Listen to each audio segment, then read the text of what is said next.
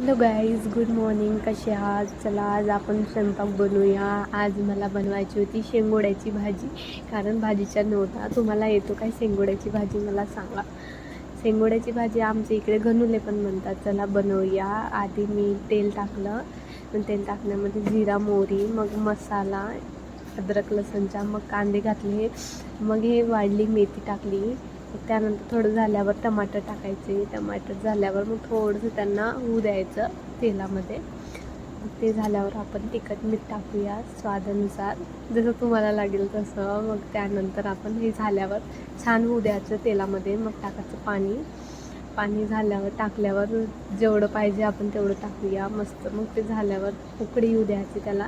मग शेंगोडे टाकायचे. उकळी आल्यानंतर तुम्ही खाल्ली आहे का मला पण नक्की सांगा. झाल्यावर थोडं होऊ द्यायचं त्यांना, तरी 1-1.5 तास लागतो होऊ द्यायला. मग बघा